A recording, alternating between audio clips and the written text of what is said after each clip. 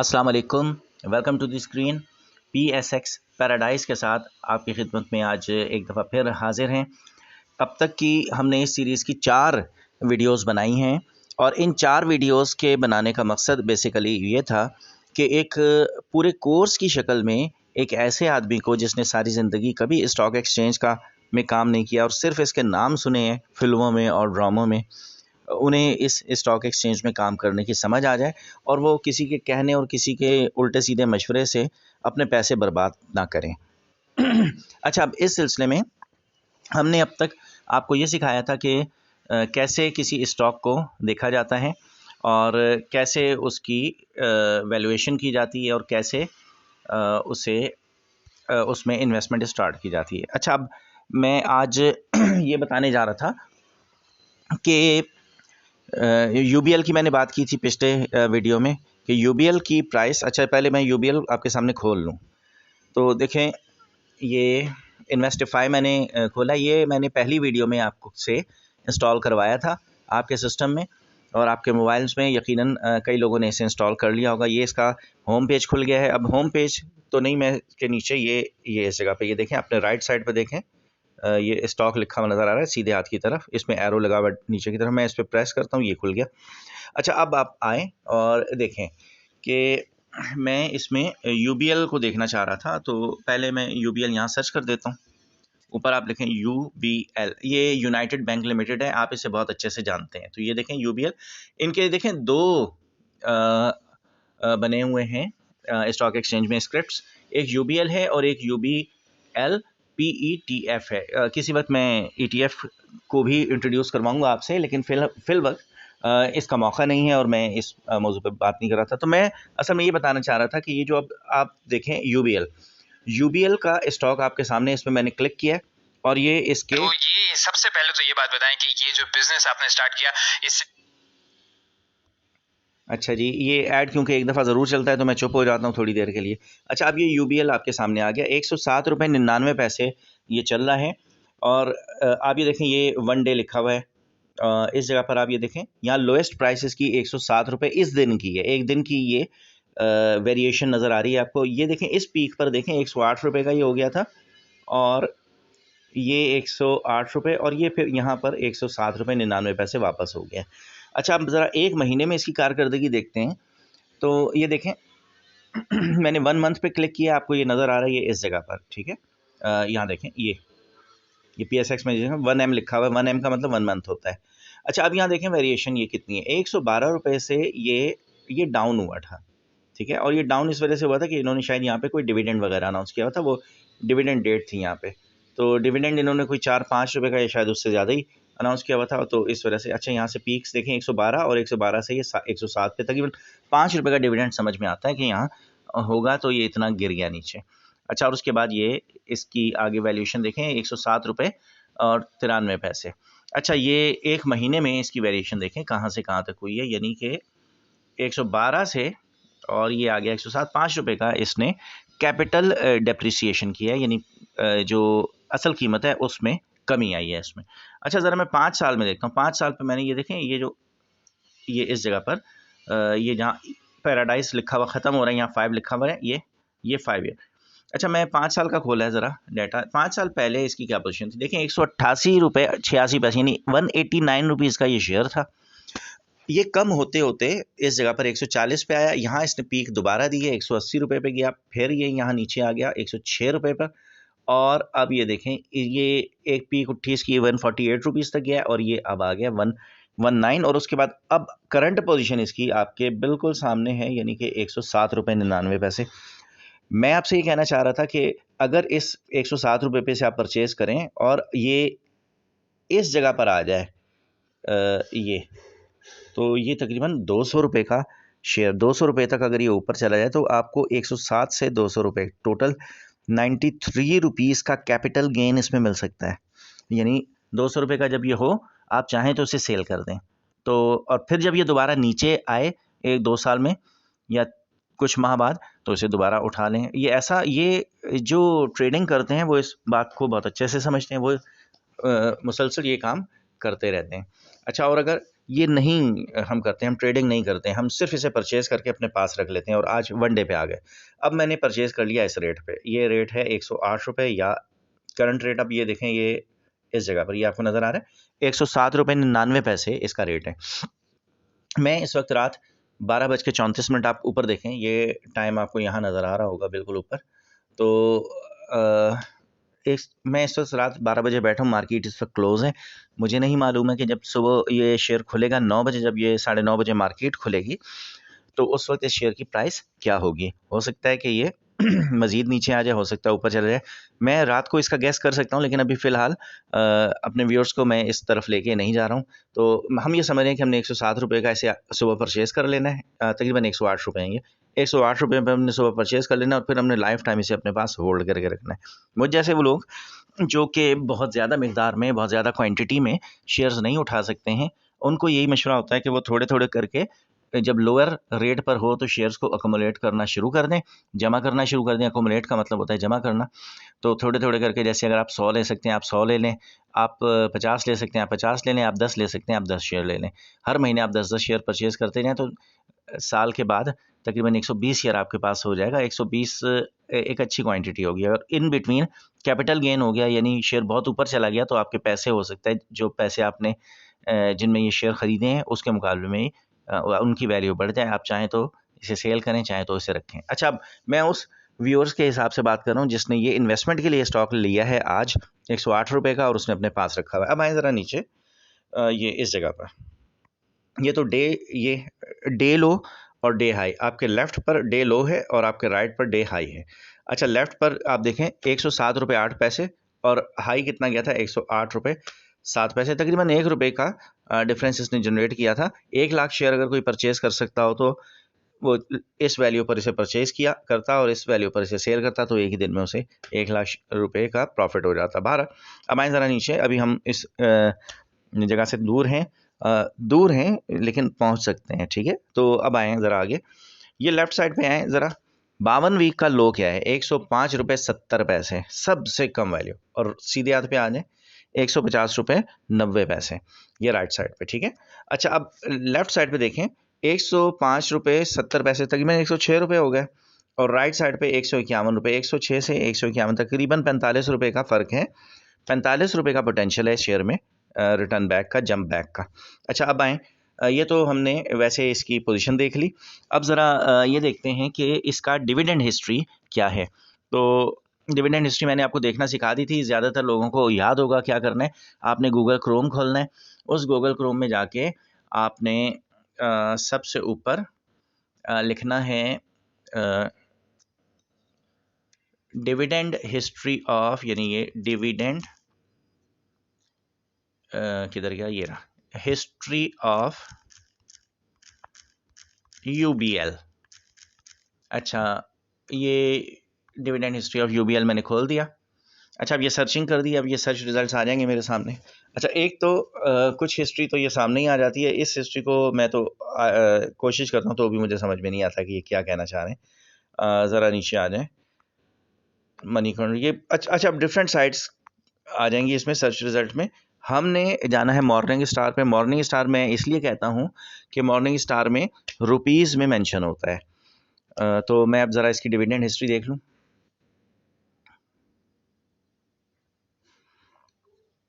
अच्छा, अब यहाँ देखें, ये पेज ज़रा अपलोड हो जाए तो फिर हम इसकी डिविडेंड हिस्ट्री नीचे देखते हैं। इन बिटवीन आप देखें कि ये जो मॉर्निंग स्टार हैं, ये इस पे और बड़ी स्टॉक एनालिसिस, कोट, चार्ट इस और न्यूज़ और पता नहीं क्या क्या इन्होंने आगे लिख रखा है। आज की डेट इन्होंने 8 नवंबर 2022 इस जगह पे लिख रखी है, ये देखें।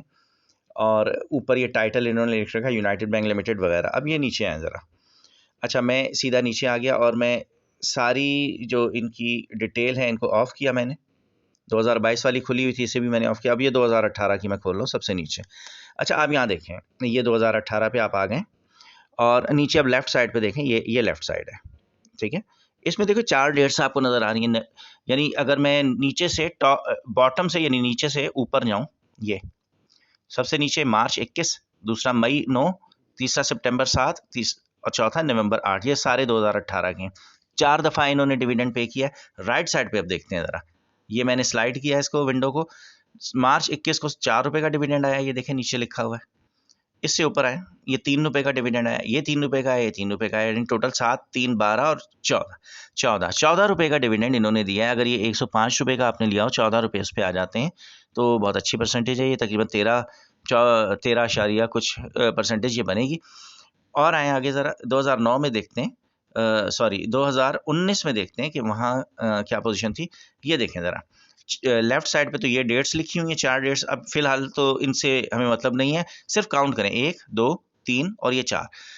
2019 में भी 4 दफ़ा डिविडेंड आया है, ठीक है। और कितना आया है, 3 और 2, ये 3 रुपये का इधर, 2.5 रुपये का इधर, फिर 2.5 रुपये का इधर, फिर 3 रुपये का इधर, तो 2.5 और 2.5 5 और 3 8 और 3 11 रुपये का डिविडेंड इन्होंने 2019 में पे किया था। 2020 में आ जाएं, 20 में इन्होंने 4 और 2, ये 6 साढ़े 6 रुपये का डिविडेंड दिया। इसमें 2020 में कोरोना चल रहा था, सबके बिजनेसेस डाउन थे, इनके बैंकिंग सेक्टर्स के भी बिजनेस में फ़र्क आया होगा। इन्होंने 4 के बजाय 2 दफ़ा डिविडेंड दिया, यहाँ इनमें इन्होंने डिविडेंड की कमी की। अब आए ज़रा 2021 में फिर क्या हुआ। 2021 में अब आप ये देखें, मैं जो जैसा कह के गया था कि अगर कोई स्टॉक अपना डिविडेंड कम करता है तो अगले सालों में वो उनका एवरेज बराबर कर देता है। अब यहाँ देखें 2021 में क्या हुआ है, 9.5 रुपये का डिविडेंड सबसे पहले, ठीक है। अच्छा, मैं नीचे वाली क्लोज कर दूं ताकि पढ़ने में हमें आसानी हो, ये मैंने क्लोज कर दी। अच्छा, अब यहाँ देखें, मार्च 19 में 9.5, फिर मई में 4, अगस्त में 4, अक्टूबर में 4, 4, 4, 4 और 9, ये हो गए 12 और 9 21, 21.5 रुपये का डिविडेंड आया है। 105 रुपये पे अगर 21.5 का आ जाए, या 105 का आपने शेयर खरीदा है और 21.5 रुपये उस पर डिविडेंड आता है, तो ये तो 20% से ऊपर का परसेंटेज है भाई। इतना परसेंटेज बैंकों में नहीं मिलता है, तो और भी कहीं नहीं मिलता है। और ऐसे तरीके से कि आपको बिल्कुल उसमें कोई डाउट भी नहीं हो, परेशानी भी नहीं हो, काम भी नहीं करना पड़ा, आपने शेयर रखे हैं, बस मुसलसल उसमें से पैसे जनरेट हो रहे हैं। और मैं पिछली दफ़ा ये कह के गया हूँ, ये पैसे कोई एक दफ़ा नहीं आते हैं, ये पिछले 20-22 साल से मुसलसल आ रहे होंगे यहाँ से, जब से इस बैंक ने स्टॉक एक्सचेंज में काम शुरू किया है। तो जितने लोगों ने ये शेयर उस वक्त से परचेज़ कर रखा है, मुसलसल उन्हें डिविडेंड आ रहा है। शुरू के 3 जिन लोगों का अकाउंट है यहाँ पर, जिन्होंने इसके शेयर परचेज़ कर रखे हैं, वो कहते हैं शुरू के 3 सालों में हमारे पैसे पूरे हो गए थे, उसके बाद से मुसलसल बोनस शेयर अलग आते हैं, डिविडेंड अलग आता है। अच्छा, अब आगे चलें, ये 2021 हो गया, अब आ जाएँ 2022। 2022 में अब ये देखें, 6 और 5 11, 11 और 4 15 और 4 19 रुपये का डिविडेंड यहाँ आ गया, ठीक है। 19 और 21 40 रुपये का डिविडेंड ये है। और इससे पिछले सालों में ये 14-1 रुपये का तो दे ही रहे थे। तो अब आप देखें, इन 2 सालों में वो जो 2020 का डिविडेंड में जो कमी आई थी थोड़ी सी, 5 रुपये की या 6 रुपये की, वो इन्होंने बड़े आराम से यहाँ पूरी कर दी है, तो आपके एवरेज को कोई प्रॉब्लम नहीं हुआ है। अच्छा, अब ये यूबीएल, अब मैं आपसे ये बात करके गया था कि ये जो यूबीएल है, इसे मैंने, अच्छा, मैं यूबीएल को अपनी वो जो वॉच लिस्ट है, जो मैंने एक सिल्वर इंडेक्स फंड बनाया हुआ है जिसमें 4 शेयर हैं, उसमें मैं ऐड कर देता हूँ। ये देखें, मैं यहाँ प्लस किया, मैं ये सिखा दूं पहले आपको। ये देखें, ये जो नीचे ये जो प्लस का साइन है, इसे आपने टिक करना है। ये मैंने टिक कर दिया, ठीक है। अब ये add UBL to watch list और add UBL to portfolio, add UBL dividend. अच्छा, डिविडेंड, ये सारी इन्फॉर्मेशन फिर कभी शेयर कर लेंगे। फिलहाल मैं इसको ऐड टू वॉच लिस्ट कर रहा हूँ। ये मैंने वॉच लिस्ट में ऐड कर दिया, ये वो जो सिल्वर इंडेक्स फंड है उसमें ऐड हो गया। अब आए ज़रा पीछे। अच्छा, ये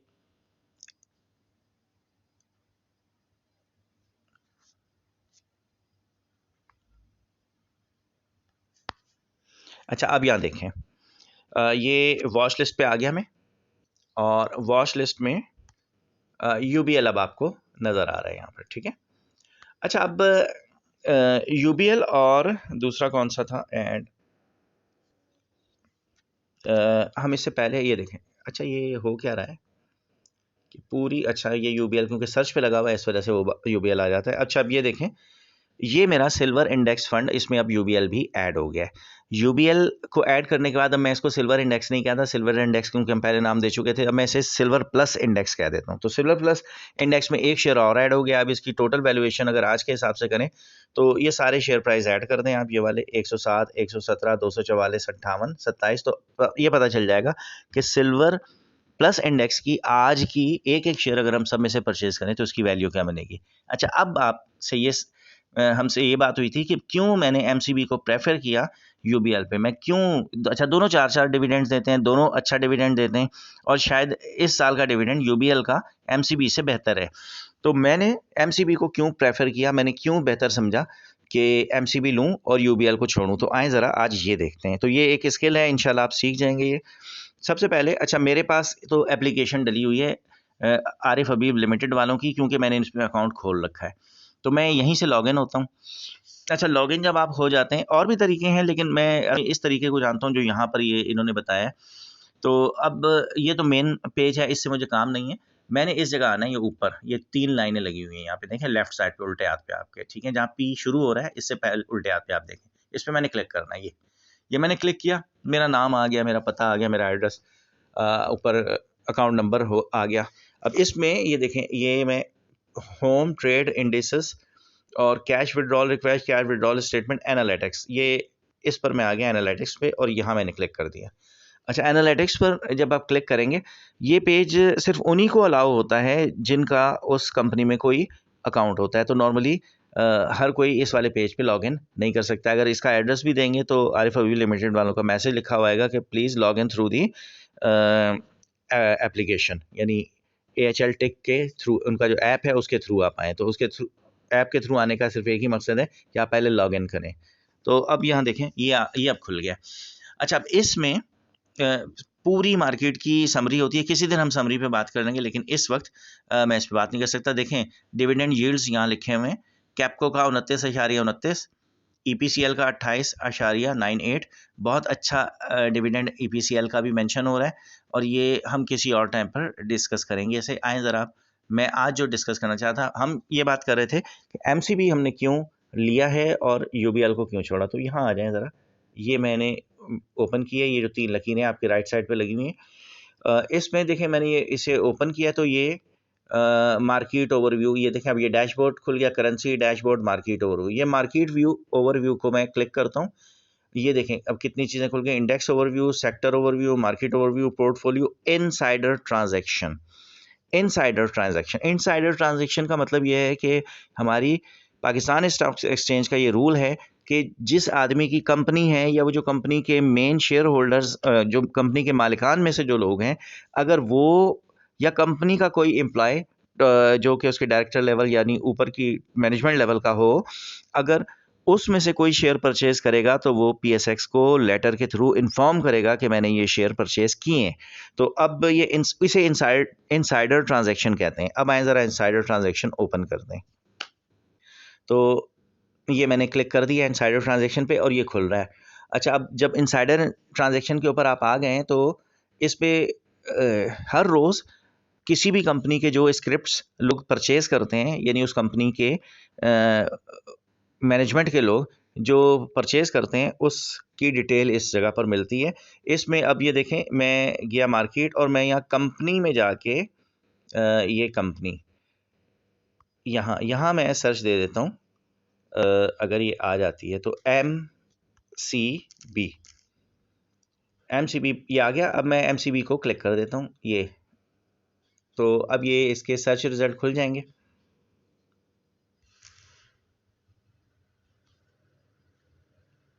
अच्छा, अब ये देखें, ये MCB अच्छा नहीं खुला है अभी तक, प्रीव्यू डाटा मैं दिया इसे, ये आ गया।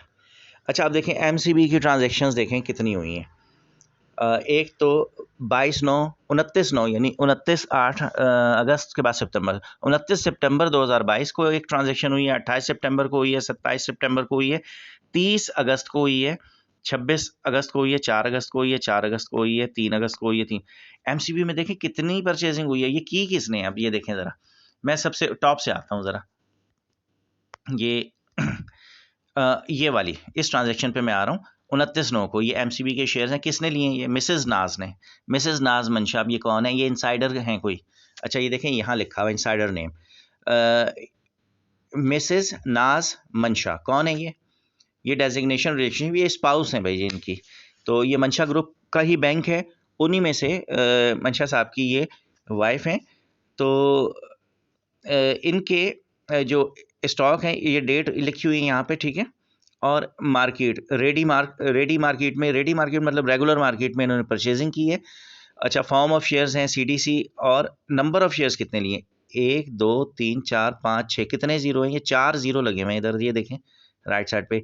1,40,000 शेयर लिए हैं। अच्छा, 1,40,000 शेयर लिए हैं। अभी इसको अपने जहन में रखें और राइट पे आए ज़रा, किस रेट पे लिए हैं, 121 रुपये 10 पैसे पे, ठीक है। और वैल्यू इनकी कितनी है, 1,59,59,000 और 54,000। 1 करोड़ रुपया मेरे पास तो नहीं है भाई, और आपके पास भी नहीं है यकीनन, ठीक है। तो ये तो ऐसे बड़े लोग ही परचेजिंग कर सकते हैं। अच्छा, अब मैं आपको ये कहना चाह रहा हूँ कि ये जिनका बैंक है उन्होंने 121 रुपये पे परचेज़ किया है, और मैं जो कि बाहर का आदमी हूँ, मैंने 118 पे परचेज़ किया। तो क्या या तो मंशा साहब कोई नासमझ से आदमी है जो उन्होंने महंगा ले लिया है, या मैं बहुत समझदार हूँ कि मैंने सस्ता ले लिया। तो भाई बात ये नहीं है, मंशा साहब ये जानते हैं कि ये शेयर इनको बेनिफिट देने वाला है, ठीक है। वो इस शेयर को खुद चला सकते हैं। तो इसलिए अगर इनसाइडर ने ये ट्रांजैक्शन की है तो बेवकूफ़ी की बुनियाद पे नहीं की है, बल्कि इंतहाई समझदारी की बुनियाद पे की है। तो अब इससे एक बात मेरे ज़हन में आ गई कि ये वाला शेयर मैं मुझे भी उठा लेना चाहिए। उन्होंने 121 का उठाया है, तो मैं भी 121 के रेट पर उठा लेता हूँ। जब ये उनके ज़हन में कोई बात है, मुमकिन है कि इसने शेयर ने बढ़ना है, बढ़ाना इन्होंने ही है, या इन्होंने खुद कोई डिविडेंड देना है। तो जब ये डिविडेंड देंगे तो अच्छे रेट पर कोई डिविडेंड देना होगा आइंदा मुस्तकबिल में। शायद ये उससे खुद फ़ायदा उठाने के लिए इन्होंने ले लिया हो, या कोई और बात हो, वो बड़े लोग हैं, वो बेहतर समझते हैं। तो मैंने भी MCB को इसलिए प्रेफर किया। अब नीचे देखें ज़रा, दूसरी ट्रांजैक्शन, ये फिर मिसेस नास मंशा के नाम पर लिया गया, ठीक है। और इसमें देखें अब कितने लिए गए हैं, ये लिए गए थे, ये डेट आ गई 27/9 को लिए गए, एक दिन पहले। और ये कितने हैं, अच्छा मैं उर्दू में काउंटिंग करता हूँ, 1 दहाई सैकड़ा हज़ार 10,000 लाख, यानी कि 4,62,000 नज़र आ रहे हैं। 1,40,000 और ये नीचे 4,62,000, ये भाई ये तो बहुत ज़्यादा अमाउंट होता है। अब ये देखें ज़रा राइट पर, ये कितना बन रहा है, 5 करोड़ और कोई 52 लाख। भाई तो ये माशाल्लाह अल्लाह पाक इन्हें और दे, बहुत अच्छा अमाउंट है ये। इसके बाद की ट्रांजैक्शन मज़ीद देखें। अच्छा, रेट इनके देखें जिस पे ये परचेजिंग कर रहे हैं। पहले इन्होंने यहाँ से देखना शुरू करें, 121 पे परचेज़ किए हैं, 119 पे परचेज़ किए हैं, 117 पे परचेज़ किए हैं, 126 पे परचेज़ किए हैं, इससे पहले 128 पे, फिर 124 पे, 124 पे, ठीक है, 122 पे, 117 पे, 123 पे, 157। अब ये देखें, ये सारी ट्रांजैक्शंस आपके सामने आ रही हैं। अच्छा, अब मैं यानी आपको ये बात तो समझ में आ गई ना कि ये मंशा ग्रुप ने जब खुद परचेजिंग की है, इनका अपना बैंक है, और इन्होंने खुद जब परचेजिंग की है तो 120 से ऊपर के रेट पे किया। सिर्फ एक रेट है जो 117 रुपये पर इन्होंने शायद कहीं परचेज किया था, ये ऊपर कहाँ गया वो, ये रहा 118 रुपये तकरीबन, यहाँ इन्होंने परचेजिंग की थी, जो इन्होंने नॉर्मल रेट पे की, वरना हर जगह पर ज़्यादा रेट पर की है और बहुत ज़्यादा शेयर इन्होंने उठाए। अब मुझे ज़रा सोच के बताएं, मंशा ग्रुप को कब फ़ायदा होगा, इस शेयर को अगर वो सेल करना चाहते हैं, कब फ़ायदा होगा, जब ये शेयर 122 रुपये से ऊपर पर ट्रेड करेगा। माइंड इट, सोचें कब फ़ायदा होगा, जब 122 रुपये से ऊपर पर ट्रेड करेगा। तो ये शेयर 122 से ऊपर जाएगा या नहीं जाएगा, खुद सोचें। बिल्कुल जाएगा। तो ये इस शेयर को 122 रुपये से ऊपर ज़रूर लेकर जाएंगे, आज नहीं तो कल। तो अब आएँ ज़रा पीछे, ये आज का रेट ज़रा देखते हैं MCB का कितना है। आज का रेट है 117 रुपये। मंशा ग्रुप ने 122 पर लिया हुआ है। एक लिया हुआ है क्या? नहीं, करोड़ों शेयर ले लिया। तो ये करोड़ों शेयर इनको तब फ़ायदा देगा जब ये शेयर को ऊपर लेके जाएंगे। तो मुस्तकबिल करीब में ये शेयर ऊपर भी जाएगा और इसका अच्छा डिविडेंड भी आएगा, क्योंकि इसके ओनर ने इसे परचेज कर रखा है। अब आप मुझे सोच के बताएं कि इसके ओनर को क्या कोई ख़तरा है कि ये बैंक जो है वो बैंकक्रप्ट होने वाला है? नहीं, अगर ऐसा होता तो वो अपना पैसा आम पब्लिक पे खर्च ना करता, इसलिए कि ये शेयर तो आम पब्लिक के पास है। जैसे अगर मंशा ग्रुप का ऑर्डर लगा हुआ है और मैंने सेल पे लगाया हुआ है, तो मेरा शेयर बिक जाएगा, मंशा ग्रुप वाले परचेज कर लेंगे। तो मैं बेसिकली अब मैं आपको ये बताना चाहता हूँ कि MCB को UBL पे मैंने इसलिए प्रेफरेंस दी थी कि इसके ओनर ने इनसाइडर ट्रांजेक्शन में बहुत ज़्यादा क्वांटिटी में से बल्क क्वांटिटी में परचेज किया था। अब आपको समझ में आ गई ये बात? अच्छा, अब ये टेक्निकल रीज़न है। मैं चाह रहा था कि मैं आसानी से इसे अपने लोगों के जहन में डाल सकूं। मुमकिन है कि आपको ये समझ में आ गया, और नहीं आया हुआ तो कोई बात नहीं है। ठीक है, आप इस वीडियो को दोबारा देखें, वीडियोस को पूरा देखेंगे तो आपको समझ में आएगा, पूरा कोर्स है ये और आपको इंतहाई आसानी से ये पूरा समझ में आएगा। अच्छा, अब मैं चाहता ये था कि मैं एक एनालिसिस की वजह तो ये थी कि एमसीबी को मैंने यूबीएल से बेहतर समझा। अब दूसरा एक और एनालिसिस होता है, अब मैं वीडियो लंबी हो रही है तो मैं इस वक्त आपके सामने इसे डिस्कस नहीं करता हूँ। तो अब आप ये समझ लें कि हमारा जो इंडेक्स सिल्वर इंडेक्स फंड था, अब उसमें एक शेयर का इजाफा हो गया, अब इसका नाम हो गया सिल्वर प्लस फंड, और इसमें 5 शेयर है। कल इसकी वैल्यूएशन वगैरह कर लेंगे, या जब मैं नई वीडियो डालूंगा तो उस वक्त कर लेंगे। और मैं अगले वीडियो में आपको ये सिखाऊंगा कि बैंक्स में, ये जो कमर्शियल बैंक्स हैं या किसी भी कंपनी को जब एनालिसिस करते हैं तो उसको कंपेयर कैसे करते हैं बाकी उनके पीयर्स के साथ, यानी उसके साथ की जो दूसरी कंपनियां होती हैं। यानी मैं ये कहना चाह रहा हूँ कि एमसीबी एक बैंक है, यूबीएल एक दूसरा बैंक है, एचबीएल भी तो एक बैंक है, हबीब बैंक, और बैंक अल हबीब एक तीसरा बैंक है, सुनहरी बैंक है, ये सारे बैंक्स हैं, तो कैसे इनको एक दूसरे से कंपेयर करते हैं, तो ये मैं सिखाऊंगा। लेकिन फ़िलहाल आज के लिए इतना काफ़ी है।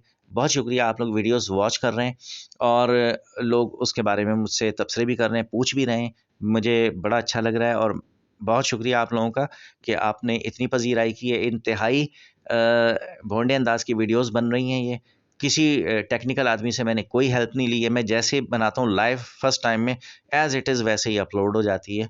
तो अच्छा, 2 काम मुझसे पूछे गए हैं, एक तो ये कि पैसे कैसे ट्रांसफ़र किए जाते हैं अपने ब्रोकर को, ये मैंने वीडियो आपको बतानी है। दूसरी ये बात कि एनालिसिस में कंपेयर कैसे करते हैं एक ही सेक्टर के शेयर्स को, तो मैं इंशाल्लाह ये अगली वीडियो में कोशिश करूँगा कि एक ही में हो जाए या 2 में हो जाए। बहुत शुक्रिया भाई आपका, थैंक्स फॉर वॉचिंग, और आपकी मोहब्बतों का बड़ा शुक्रिया। पिछली दफ़ा मुझे किसी ने कहा कि आप खुदाफ़िज़ कहते हुए पाकिस्तान ज़िंदाबाद नहीं कहा, और मुझे भी इसकी कमी महसूस हुई। तो भाई अब मुझे इजाज़त दीजिए, इंशाल्लाह नेक्स्ट वीडियो के साथ बाद में फिर मुलाकात होगी। पाकिस्तान ज़िंदाबाद।